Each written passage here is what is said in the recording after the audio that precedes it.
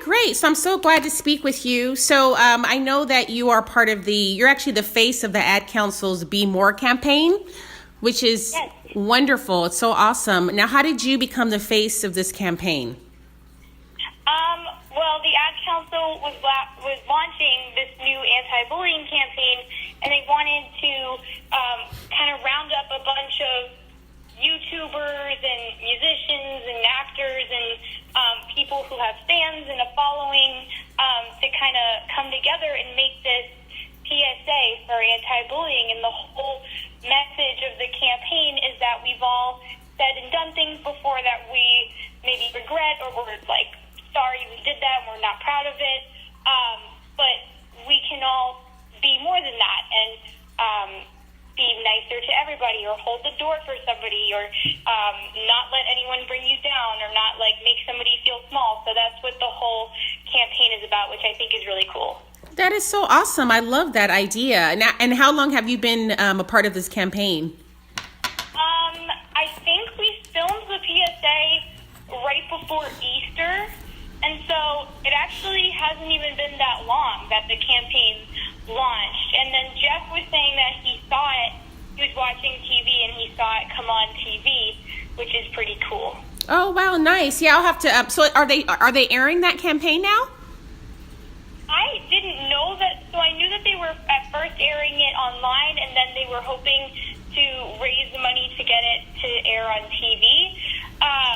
And so when Jeff said he saw it on TV, I was like, whoa, I didn't know that they did that yet. So, oh, wow. Okay, I know maybe that it's definitely online. Okay, nice. So you have your own experience, I know, with school bullying. You've experienced it yourself. Can you just kind of share your experience when you were in high school?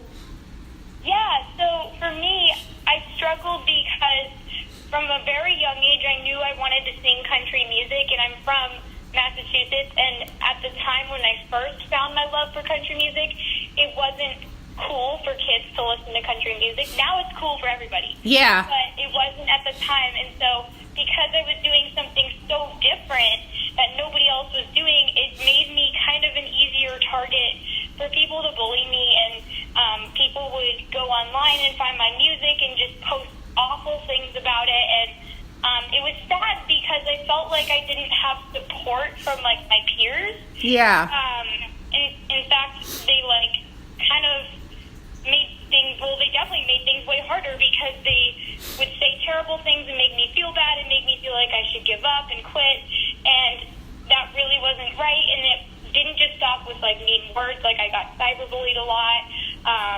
A couple of times girls actually like put their hands on me and tried to shove me against the lockers and things like that. Wow. And it's just not okay. And I know that everybody who has experienced bullying has their own story, whether it's more severe or less severe. It's not okay. And so that's why it's a really important message for me. Yeah, definitely. So you got bullied. You had cyberbullying happening to you, and also in person, it sounds like. Yeah, it was not a good time. Wow. And this was all because of your love for country music? Like, that's how this all started, the bullying? Yeah. Every time I had like a little like glimmer of success, because I was doing country music, and I wanted to perform any chance I could, so I would do the school plays and chorus. And anytime I got like a lead role or booked a cool show, people would say things to me like, you don't deserve it, you should just give up, you should just quit, like, you're horrible, you're never going to be good enough, you're never going to be pretty enough, and just say terrible things that like really took a big toll on my self-confidence. And I feel like no kid should have to experience that feeling. Oh, no, not at all. So have you encountered your bullies since this? Like, have you guys rectified things or made peace? Well, a few of them like try to hang out with me like nothing happened. And I have no interest in like doing that. Yeah. And then there are some that like I don't think any of them really apologize, and I'm pretty sure like they probably never will, but that's okay because I don't need that for closure. Like, I've moved on. I'm super happy with my job. I'm happy every day, and I'm confident in who I am, and they can't take that away from me anymore. So I've completely moved on. So but a few of them try to hang out, and it's super weird. Wow. I mean, I think that's wonderful how you've overcome that and you're able to go to different schools and speak this message to other people that may be experiencing bullying. So have you started this national, I guess it's like a tour, right, that you're doing to different schools in the U.S.? So I actually started doing school shows, like going into schools, doing assemblies, talking and singing to kids. I started doing that, I think, in like 2014 or 15, and I would only do like a few here and there, just because in my free time it was something that meant a lot to me. And then when 2018 came around, I set a goal to visit 100 schools in the year of 2018, and so for starting in January until the end of the school year, I visited like 50 or 51 schools. And then when fall comes around, I'm going to finish the rest of the schools and hopefully like beat my goal. Wow. So I'm kind of like in the middle of it. I'm like on summer vacation like the kids. That is so awesome. So have you, I'm sure you've been able to help a lot of kids just from your story, right? Have kids come up to you with their situation with bullying? Yeah, it's amazing because social media can be a bad thing, but it can be a really cool tool. Yeah. So for me, I'm able to like read messages from the kids who reach out to me afterwards, and sometimes they like to tell me their story, and a lot of them will tell me how it helped them and made them realize that they like have the confidence to do the things they want to do and not let anyone bring them down. And then there have been a couple instances where kids have sent me messages saying that they were suicidal and now they feel like they have more confidence after hearing my story. I think what helps them is seeing somebody who like dealt with bullying but got out of it and made something positive out of it. Yes. Because I feel like in the news, all you see is like the kids that committed suicide. Like you don't see like success stories. So I feel like for them to see what it can become, I think that helps them a lot. So it's very special to hear their feedback and hear their stories. That's so awesome. So I don't know if you've looked at Tinseltown Mom, but we do cater to a lot of mothers. And I'm sure there's, mothers or parents just in general that's going through this situation with their child. Maybe they suspect that they're being bullied, but maybe, their child is too ashamed or whatever the reason, to come forward. Like just coming from your own point of view, like how would you, I guess, suggest that a parent, like if they're suspecting something, reach out to their child just to kind of get more information, just to make sure they're not being bullied or something along those lines? And that's a tricky situation too, because I was that kid. I was way too embarrassed and shy to talk to my parents about it. And something that I tell the kids when I go to schools is that one of my biggest regrets is not telling my parents everything as it was happening, because they always cheer me up and they always know how to make me feel better. And I just think that would have helped a lot more in the time. But for some reason, I felt too shy and afraid to talk about it. And I think my parents started to notice that something wasn't right when we went on a family vacation to Disney and nothing made me happy. So I think if parents are noticing that maybe their kid isn't being themselves, or maybe they're lacking self-confidence, that could be a major sign that something's going on at school. And just try to, if they can't get any answers out of the kid, because sometimes even if you ask, kids don't want to talk about it. Right. You can try to just do things that cheer them up and just kind of spend like quality time together, or set up like play dates. I don't know how old they are, but set up play dates with like kids that they know, or like make them happy and positive, maybe if they go to a different school or something. But just try to like keep positivity in their life, and maybe eventually they'll talk about it. But that is a hard situation, because sometimes it can be impossible to get kids to even tell you about their day. Right. So you're like, how was your day? And they're like, good. Yeah. I have a brother and he's going into 8th grade, and that's how he is. Right, exactly. But I think that's great advice that you shared, especially with how you said spend quality time with them, because, I think that can help get them to open up maybe the way that they need to when that quality time is spent. So I think that's awesome. And just lastly, just about your national campaign. So when you go to the schools, do you also perform along with sharing your story? Yeah, so I tell tell my story, and then I play the kids a few songs, and we also do a Q&A, so they can ask me any questions they want, whether it's, is your hair actually blonde, to, like, what did you do to get through bullying? So it's just kind of like a fun way, in a light way, to talk about it, and also maybe open up discussions about it in classrooms and maybe at home as well. Right. Yeah. Okay, no, that's wonderful. So just going back to you and your love for country music. So you're from Boston, Massachusetts. Like, how did that love for country music even come about? That's a really good question. So when I was really little, my favorite TV show on Disney Channel was Hannah Montana. Oh. I wanted to be her. So she had a guitar, so I needed a guitar. So my parents got me my first guitar when I was 10 years old, and I was taking lessons, and I was given a homework assignment in my guitar lessons to listen to a bunch of country artists like Faith Hill and Keith Urban and Rascal Flatts, and I had to learn their songs in my lessons. And at first I thought, oh, just a boring music lesson homework assignment. But when I was listening to their music for the first time, I really fell in love with the storytelling in country music and also just the sound.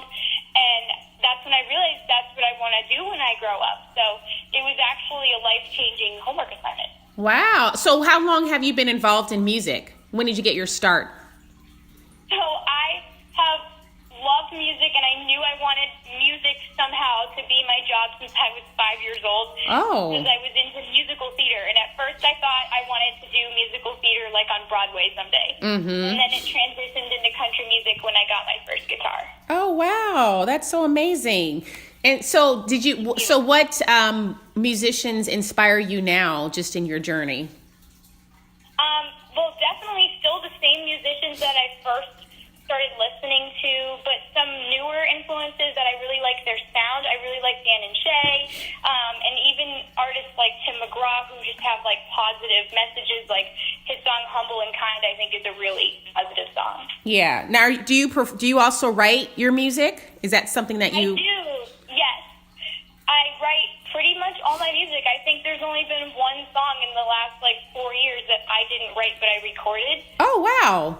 That's For me, that was a big thing that got me through my bullying. Yeah. My parents eventually noticed that I wasn't very happy, and so they noticed I would come home from school and be antisocial, and I would go in my room and I would just play my guitar, and they noticed that music was my outlet, so they said to me one day, you should try to write a song about whatever you're dealing with, because it seems like you're having a tough time right now.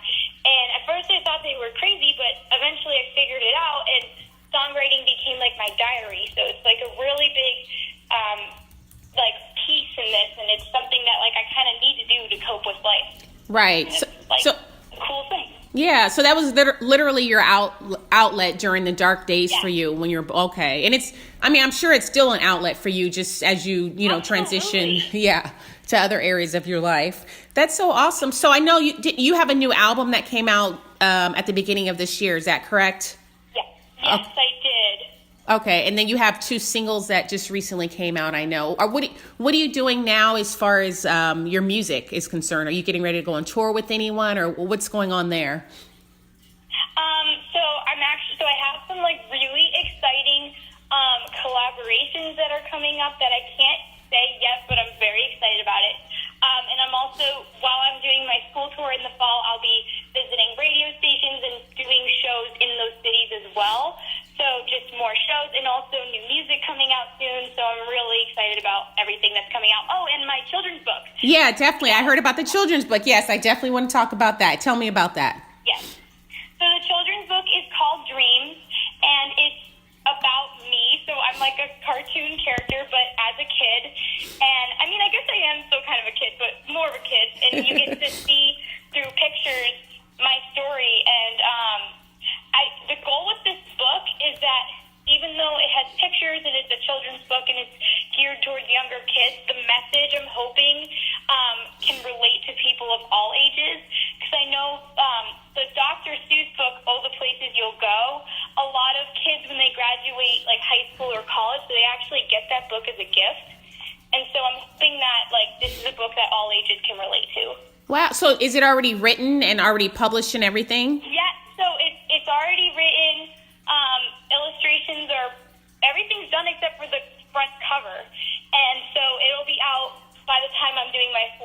again in the fall.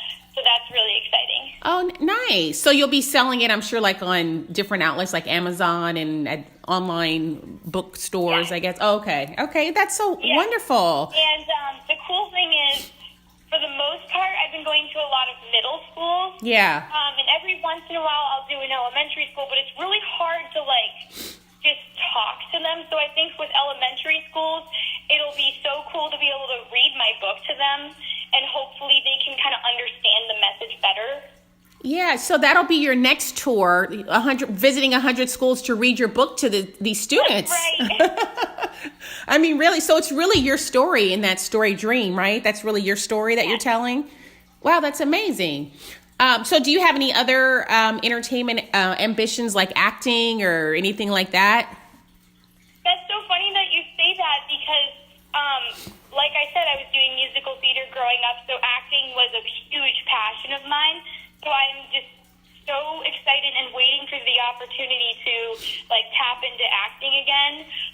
And for the last few years, I've been so focused on country music because I feel like you have to focus on one thing and kind of get successful in that before you can bounce around and do it all. Right. And so I have these meetings in LA, and I think I'm supposed to read some lines at some of these meetings. So I'm very excited that hopefully an acting opportunity will come out of it. Nice. Now, would you be open to moving to LA if the opportunity presented itself? Oh, absolutely. Oh, okay, yeah. And it's funny, I love Nashville, but it's so humid, so I wouldn't mind living in LA. Yes. Or Nashville. That'd be okay. Yeah. Just a couple more questions. Do you have to go now? Or are you okay on time? Oh, no, I'm good. Okay, good. So, there's so many, just, now that you mentioned acting and the whole entertainment industry, just with young people in general, there's so many, well, just with anyone, there's so many temptations, but I feel like with young people, they're just kind of getting their independence, and then they go into the entertainment industry and they have all these things in front of them. How do you, for yourself, how do you, make sure that you're grounded just in this entertainment industry, which is so different from just, a regular 9-to-5 type of job? How do you stay grounded? I don't know. I know that maybe it's that even though I was doing music and everything for a long time, things didn't really start happening until 2 years ago. So I was 9. I'm 21 now. I was 19. So I feel like a big piece of that was maturity. Yeah. A lot of kids will strike huge success when they're really young, and they haven't matured yet. And it's not their fault. It's just they're in such an extreme environment at such a young age, and those are some of their most critical years for developing. Right. And so I feel like a huge piece of that is the timing of everything, but also I'm just super. I love spending time with my family. I'm a homebody, so when I'm not working, I am at home playing Monopoly with my family, and that's a wild night for me. Yeah, okay. I always work so hard that I'm so tired that I just want to come home and see my friends and lay low and not get into trouble. You know what I mean? Yeah. For me, that's how I've kind of kept it clean, and also knowing that I'm a big sister at home. And I know that I'm a big sister to my younger fans. They're looking at me I need to be a role model. So right. That's a huge, thing that's always in the back of my mind that I try to live up to. Yeah, and I think that you're kind of like a mentor now, especially going to all these different schools. People really look up to you. So yeah, I can definitely see that. Now, I know you mentioned social media earlier. It can have, pros and cons to it. What do you think is a good age for, if parents are thinking about letting their child open up, an Instagram account, for example? Do you think there's a certain age, just from your point of view, that you think would be good? That's actually a really good question. And I didn't know this until recently, but it's actually technically illegal for kids under 13 to have an Instagram or a Facebook. Oh. I didn't know this. Wow. I think I got my Facebook when I was 12. Oh. So, but this is something we usually don't know. And I actually recently partnered with an app called Mazu, which is for kids under 13. And it's really cool because when you make an account, it's you have to make a parent account and a kid account. So it's very easy for the parents to monitor what's going on. And Mazu, like, controls the content, so it's, like, very kid-friendly and all positive and uplifting, and it's a bully-free zone. And I think it's a really cool stepping stone to kind of lead into maybe going to an Instagram or a Facebook. But I think like 13 is a fair age to let a kid have an Instagram. Yeah. As long as parents are like monitoring what they're posting and commenting on other people's things, because you run into issues when you have no idea what they're posting. And my parents always told me never put anything in writing that you might regret. Right. Because people can take screenshots. Maybe it doesn't actually delete. So definitely only post positive, nice things. Yeah, and then you're seeing that lately where people have posted things from years ago and it's coming back to haunt them. So that's a good point that you said that. Do you know what I mean? Yeah. So what is the name of the app? Can you spell the name of the app that you partnered with? Yeah, it's called Mazu. It's Mazu. Oh, okay. I think it's the perfect introduction to social media for someone who's maybe like 11 years old and wants an Instagram, but you're not ready to let them have an Instagram. I think it's a really good stepping stone for kids. Okay, great. Yeah, I'm going to look that up. Well, I really enjoyed speaking with you. Is there anything else that you're working on or that you're trying to promote that you want to talk about? I think we pretty much covered everything. Oh, okay, great. Well, thank you so much, Jessie. You enjoy your time in LA, okay? Thank you so much. Okay, you have a great day. Thank you. Thanks, you too. It was Okay. nice talking to you. Oh, you too. Bye.